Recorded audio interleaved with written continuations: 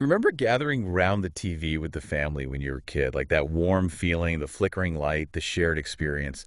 For a lot of us, those memories include a certain street full of fuzzy friends and catchy tunes. Oh, yeah, absolutely. We're going deep today into the history of Sesame Street, a Well, show that mm. went way beyond just, you know, ABCs and 123s. Yeah. It's more than just a children's show, Oh, really. way more, way more.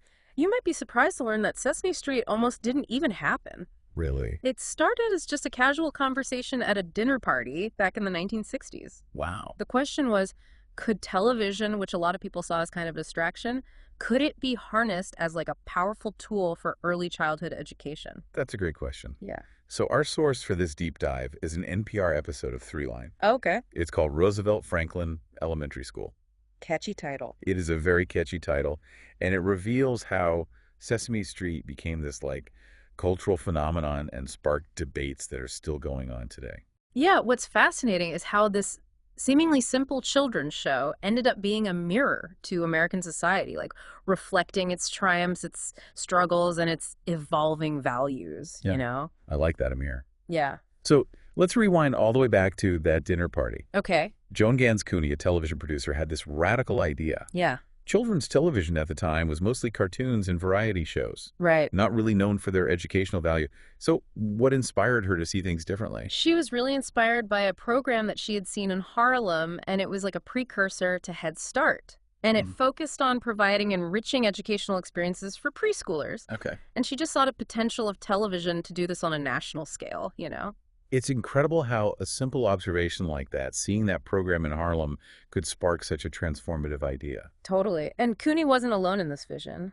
Lloyd Morris, who was a philanthropist, Okay. he was also at that dinner party, and he shared her passion for children's education. Mm. He ended up providing the initial funding for Cooney to research like the feasibility of the idea. Wow. So from that dinner party conversation, the seeds of Sesame Street were sown. That's amazing. It's a really cool story.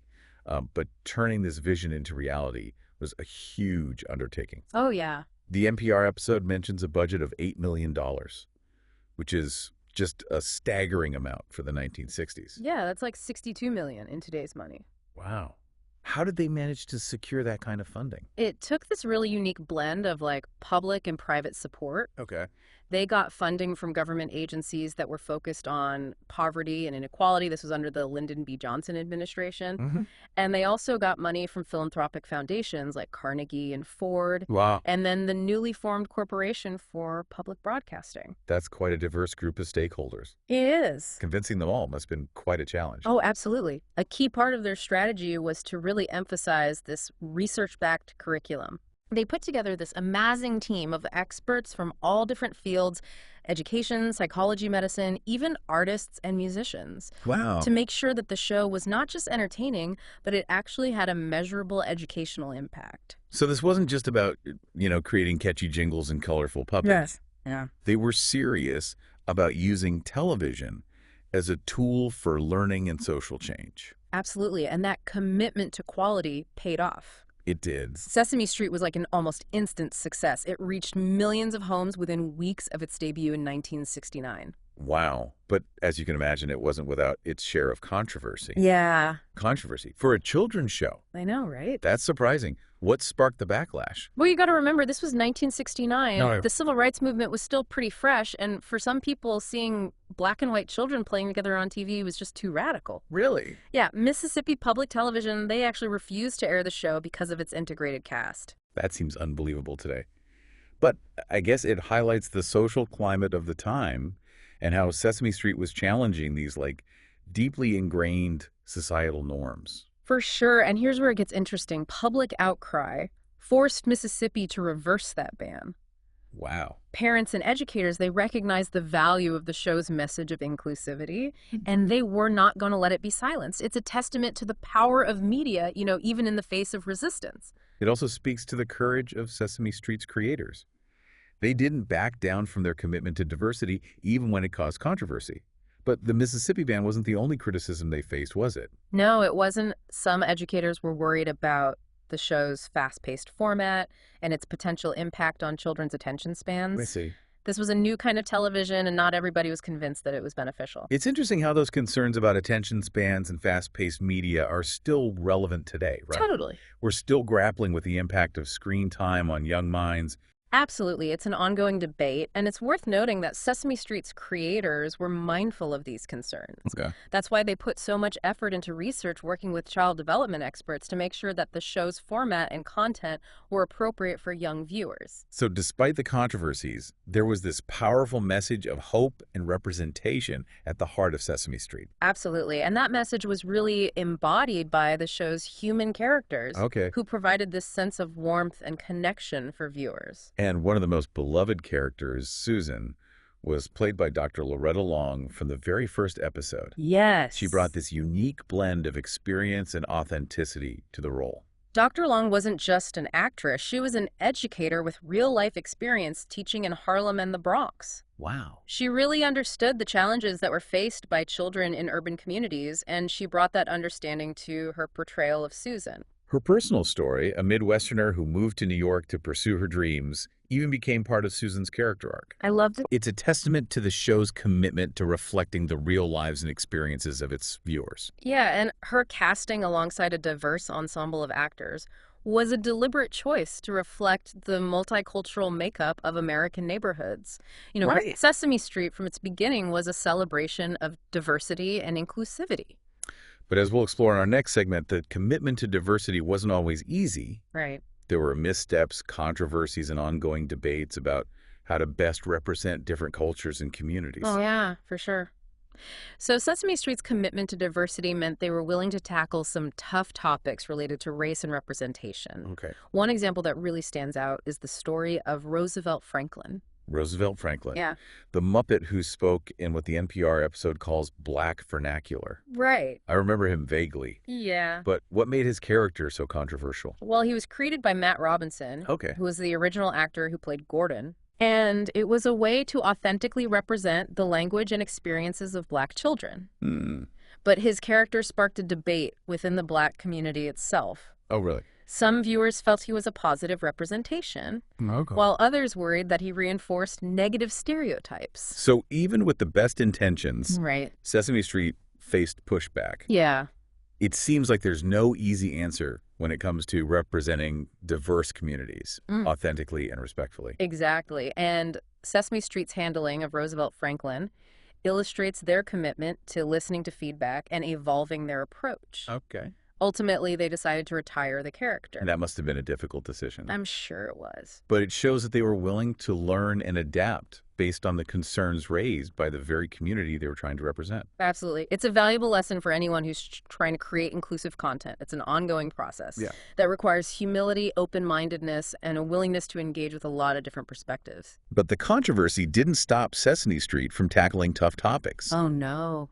The NPR episode highlights how they dealt with issues like death, HIV/AIDS, parental incarceration, and even divorce, Wow. all within the context of a children's show. It's amazing. How did they approach such sensitive subjects? Their approach was always grounded in research Okay. and consultation with child psychologists and educators. Okay, so. They wanted to make sure that they were handling these topics in a way that was both informative and age-appropriate, Right. helping families to kind of navigate these difficult conversations. So instead of shying away from these issues, Yeah. they chose to address them head on, providing children with tools and language to understand these challenging life experiences. Were there any specific examples of how they handled these topics that stand out? One of the most poignant examples is the episode where Mr. Hooper, a beloved character, dies. Yeah. The writers chose to address his death, directly explaining it in a simple yet sensitive way. That helped children understand the concept of death and loss. Wow. It was a landmark moment in children's television. I can see how that episode would have been impactful for both children and adults. Absolutely. Reminds me of how Sesame Street has always had this ability to tackle these tough topics with empathy and honesty. And that approach extended to their portrayal of social issues. Okay. They consistently challenged stereotypes and promoted inclusivity. Yeah. Paving the way for greater representation in children's media.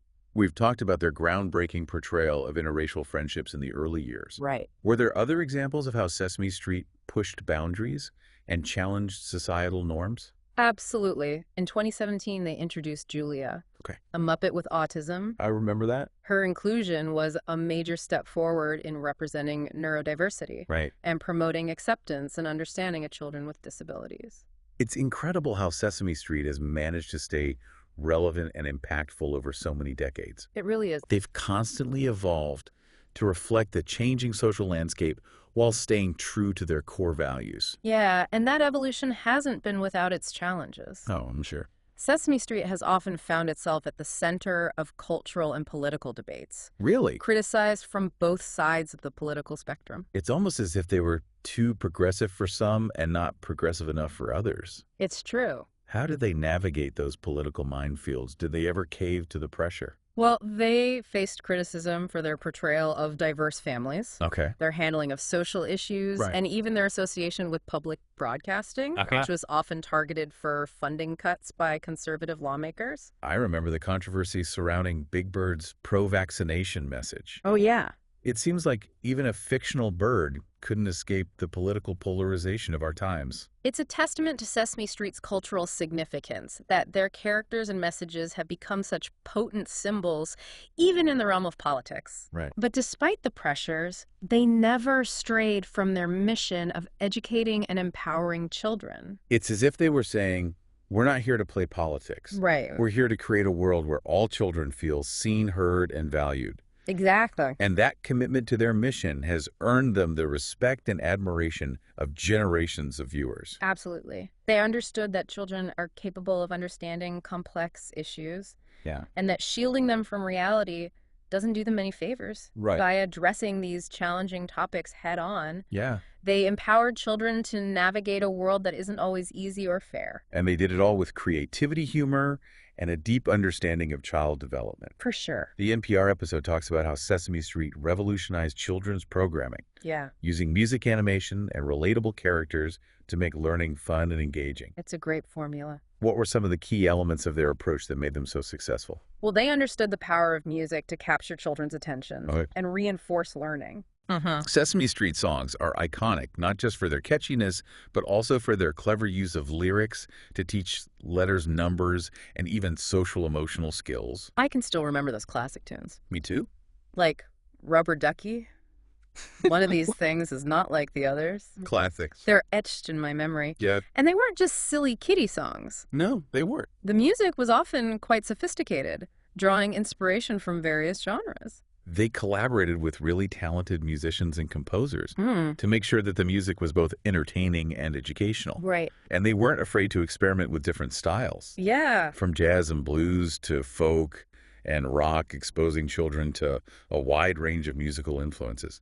It's amazing to think about the level of artistry and intentionality I know. that went into creating this seemingly simple children's show. Yeah, But that attention to detail is what made Sesame Street so special. absolutely. And let's not forget the humor. Oh, yeah. Sesame Street was genuinely funny, It was. appealing to both children and adults. Yeah. For sure. The Muppets were masterfully brought to life, each with their own unique personality and quirks. I remember those hilarious skits Oh, yeah. that parodied popular TV shows and movies. Those were so clever. They were so clever and well crafted, and they always managed to sneak in some educational content along the way. Exactly.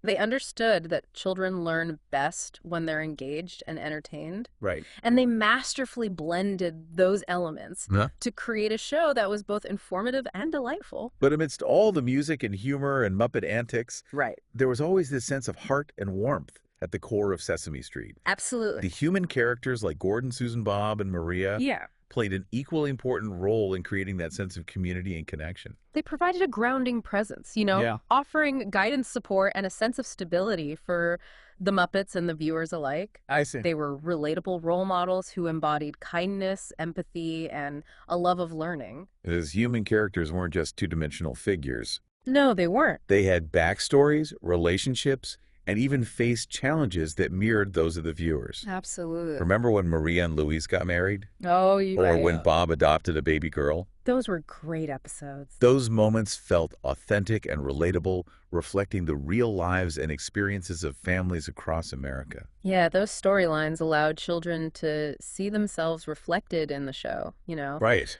normalizing different family structures, Mm. promoting a sense of belonging and acceptance. And they also tackled difficult topics, like when Mr. Hooper died, helping children process grief and loss in a safe and supportive environment. Those episodes were incredibly powerful. They were? They showed that Sesame Street wasn't afraid to address the complexities of life, Yeah, even within the context of a children's show, right. and they did it in a way that was both sensitive and honest.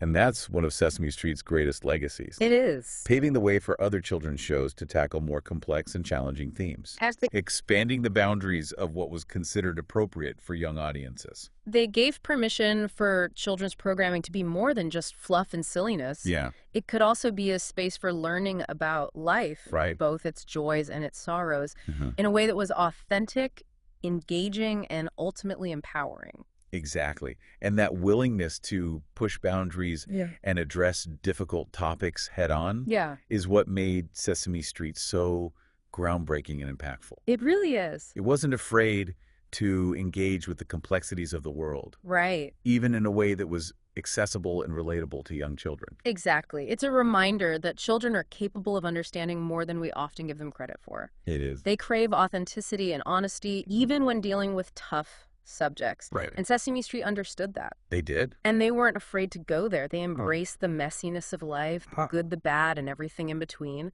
Yeah. And they did it in a way that was both entertaining and enlightening. And they did it consistently for over 5 decades. I know that's an incredible feat, It is. especially in the ever-changing landscape of television. It's a testament to the show's enduring relevance. Right. And its ability to adapt to the times while staying true to its core values of education, inclusivity, and kindness. And it's a reminder that quality children's programming matters. It does. It has the power to shape young minds, Right. foster empathy, Uh-huh. and inspire a love of learning. Sesame Street proved that. They did. And its legacy continues to inspire and educate new generations of viewers. So we've talked about Sesame Street's cultural impact, their commitment to diversity, their willingness to tackle tough topics. But the NPR episode also highlights something else that's really fascinating: the show's impact on early childhood education. Right. Did they actually achieve that goal of using television as a tool for learning? Well, the research is pretty compelling. Okay. Sesame Street had this dedicated team of researchers who tracked the show's effectiveness using a variety of methods. They observed children's behavior, they conducted surveys, and they even developed assessments to measure the impact of the show's curriculum. So it wasn't just anecdotal evidence. No. They were taking a scientific approach to understanding how children were learning from the show. Exactly. And the findings were pretty remarkable. Really? Studies show that children who watched Sesame Street regularly had significant gains in literacy, numeracy, and social emotional skills. They were entering school better prepared with larger vocabularies and a stronger grasp of basic concepts. So they were proving that television could be more than just entertainment. Right. It could be a powerful tool for early learning, Absolutely. especially for children from disadvantaged backgrounds Yeah. who might not have access to other educational resources. That was a key part of their mission from the beginning, Yeah. to reach those children who were often overlooked by traditional education systems. Right. And the research suggests that they were successful in making a real difference in the lives of countless children. It's inspiring to think about the ripple effect of their work. They didn't just create a TV show. Yeah. They helped to shape a generation of learners. And their influence extended far beyond the individual child. Yeah. Sesame Street's success really paved the way for a wave of educational children's programming. It raised the bar for quality and demonstrated that entertainment and education could go hand in hand. They revolutionized the genre, They did. showing that learning could be fun and engaging not just for children, but for families as a whole. And they achieved that by tapping into the power of storytelling, music, humor, and those relatable characters. Right. They understood that children learn best when they're actively engaged and emotionally connected to the material. It's a lesson that we can all apply to our own lives, Right. whether we're parents, educators, or just lifelong learners. Exactly. Engagement and connection are key to making learning meaningful and lasting. Sesame Street's legacy is a testament to the power of creativity, vision, and a deep understanding of how children learn. They showed us that even the most complex concepts can be made accessible and engaging for young minds. So what can we take away from this deep dive into the history of Sesame Street? It's a lot to think about. What lessons can we apply to our own lives and our own understanding of the world? Well, it's a reminder that even seemingly simple things, a children's show, a song, a Muppet, Yeah. can have a profound impact on individuals and society as a whole. It challenges us to think critically about the media we consume and the messages it conveys, Absolutely. especially when it comes to children. It encourages us to embrace diversity and inclusivity, to challenge stereotypes, Right. to promote empathy and understanding. And it reminds us that learning is a lifelong journey It is. filled with joy discovery and the power to create positive change. Sesame Street's legacy is a gift that keeps on giving. It is. It's a reminder that we all have the potential to make a difference in the world. Yeah. One song, one story, one act of kindness at a time. Thanks for joining us on this deep dive into the world of Sesame Street. It's been fun. We hope it sparked some new insights and reminded you of the power of media to shape our lives and our world. Yeah. Until next time, keep learning, keep exploring, and keep that Sesame Street spirit alive.